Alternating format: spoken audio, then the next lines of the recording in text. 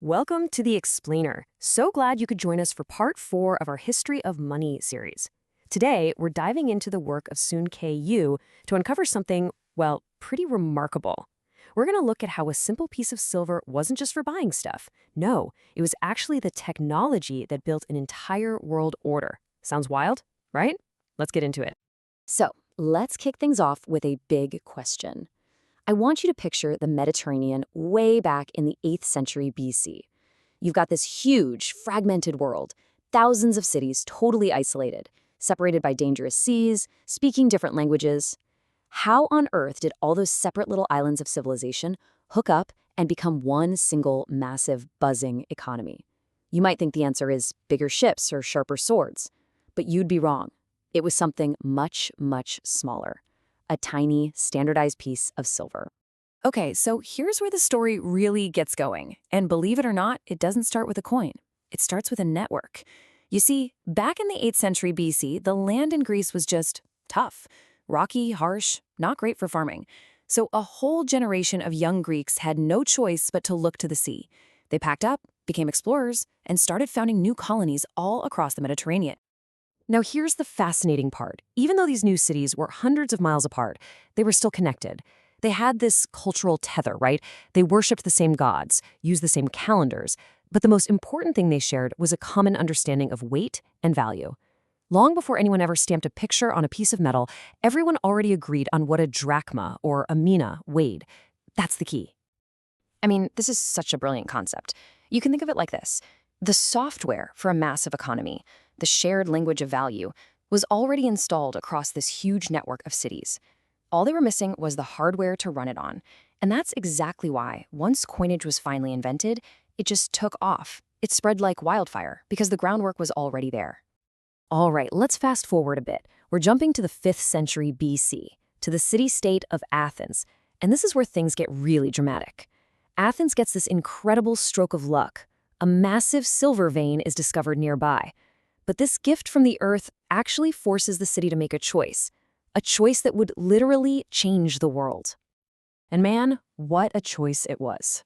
On the one hand, you had the popular option.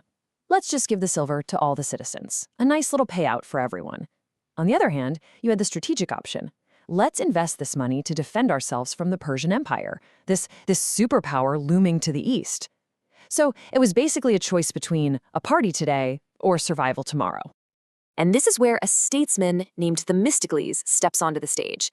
He gets up and argues passionately that security has to come first. His strategy was so simple and powerful: protect the sea to protect the city. And somehow he convinced them. Athens poured every last bit of that silver into building a brand new, cutting-edge fleet of 200 warships. And that fleet, it went on to win the Battle of Salamis, crushing the Persian invasion and saving not just Athens, but pretty much all of Western civilization as they knew it. No big deal. Okay, so after the war, Athens didn't just start making coins. They perfected them. Their coin, the Tetradrachm, everyone just called it the owl. It was basically engineered for trust. I mean, it always had the exact same weight, it was super high purity silver, and it had this iconic design that never changed. It got to the point where all across the ancient world, people would just say, "Oh, that's an Athenian owl. You don't even need to test it." Think about that. That little phrase, it built an entire empire of trust. And this really gets to the heart of its power. The owl created what we'd now call a trustless system. Think about it. In a world full of strangers, you can't really have credit. But with one of these coins, an Egyptian grain merchant who doesn't speak a word of your language can trade with a Phoenician lumberjack, and it's instant. Why? Because they don't have to trust each other. They just have to trust the coin. The trust was literally outsourced to the metal itself. Okay, so here comes the twist. You might think that this amazing new global currency spread just through peaceful trade, right? Well, you'd be wrong. The really interesting thing here is that the biggest driver, the greatest accelerator of this new money, wasn't the merchant stall. It was the battlefield. I mean, just put yourself in a mercenary's shoes for a second. In the middle of a war, a promise is worth absolutely nothing. A general's IOU? Useless if he gets killed tomorrow. These soldiers, they wanted to be paid in something real, something they could carry, something with undeniable value. They didn't trust promises, they trusted metal. You know the saying, green rots and livestock escapes, silver is eternal. That's all that mattered. So what happened was these mercenaries basically became the world's first mobile banking units. They'd fight, get paid in Athenian silver, and stuff it in their couches. Then, when the war was over, or when they moved on to the next fight, that silver went with them. They carried it across borders, over mountains, into new cities, and everywhere they went, they introduced this new form of money. They were basically the carriers, the vectors, for this new economic idea.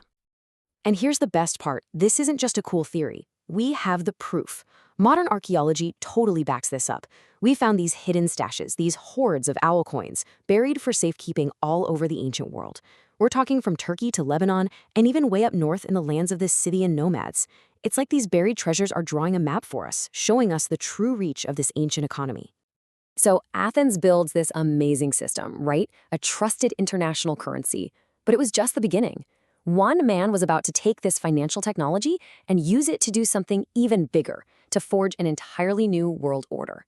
And that man, of course, was a young Macedonian king named Alexander. The year is 336 BC. Alexander the Great leads his army across Tigris into Asia. And yes, this was a military invasion for sure, but underneath it all, it was an economic mission. See, Alexander wasn't just hunting the Persian army, he was hunting their treasury. He was going after what was, effectively, the central bank of the entire ancient world.